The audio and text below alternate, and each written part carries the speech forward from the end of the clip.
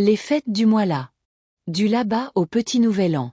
Le mois La accent grave, 12e mois du calendrier lunaire, est une période essentielle de transition avant le Nouvel An chinois. C'est un mois de préparation, de gratitude et de purification. Il marque la fin de l'année agricole et spirituelle, et se rythme par plusieurs fêtes importantes profondément enracinées dans la tradition chinoise. La fête Laba, remercier et nourrir les ancêtres. Célébrée le 8e jour du 12e mois lunaire, la fête Laba est une fête de remerciement. À l'origine, on y faisait des offrandes aux dieux et aux ancêtres pour exprimer la gratitude pour les récoltes passées et prier pour une année prospère. La tradition la plus connue est celle du porridge de riz Laba, préparé avec 8 sortes de grains, haricots et fruits secs. Chaque ingrédient symbolise abondance, santé et longévité. Dans les temples bouddhistes, ce jour marque également l'illumination du Bouddha, et des soupes Laba sont offertes aux fidèles. Les préparatifs de purification, nettoyage et offrande. Après le Laba, les familles chinoises commencent les préparatifs du Nouvel An. C'est le moment de nettoyer la maison pour chasser la malchance accumulée et accueillir un chi nouveau.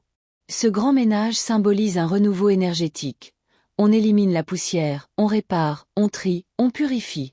Le mot poussière étant homophone de ancien, balayer la poussière revient à se débarrasser de l'ancien pour faire place au neuf. Le Petit Nouvel An, Xiaonian, le départ du dieu du foyer. Quelques jours avant le Nouvel An chinois, généralement entre le 23e et le 25e jour du mois La, on célèbre le Petit Nouvel An, ou Xiaonian. Ce jour est dédié au dieu du foyer, gardien du foyer chargé d'observer la vie familiale toute l'année. Peu avant le Nouvel An, le dieu du foyer monte au ciel pour rendre compte de la conduite de la famille au devant de l'empereur de Jade. Pour adoucir son rapport et demander sa bienveillance, les foyers lui adressent des offrandes, friandises sucrées, malt gluant, brûlent son effigie et prient. Après sa visite céleste, on réinstalle une nouvelle image du dieu du foyer, symbole d'une protection renouvelée pour la maison. La période des adieux et du renouveau. Entre le Petit Nouvel An et le Nouvel An lunaire, les jours sont marqués par un enchaînement de rites. Réparer ou repeindre les portes. Préparer les papiers rouges. Faire sécher la viande et le poisson pour les festins. Cuisiner les gâteaux de riz, symbole d'élévation et de prospérité. C'est aussi une période de réconciliation familiale et spirituelle. On règle les dettes, on rend visite aux proches, on rétablit l'harmonie avant d'accueillir les nouvelles énergies de l'année.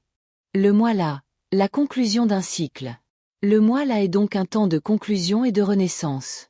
Il prépare le passage vers la nouvelle année énergétique selon la cosmologie chinoise. En comprenant ces rituels de la fête Laba au Petit Nouvel An, on découvre une dimension profonde du rythme du ciel et de la terre, celui qui relie les hommes à leurs ancêtres et à l'énergie du renouveau.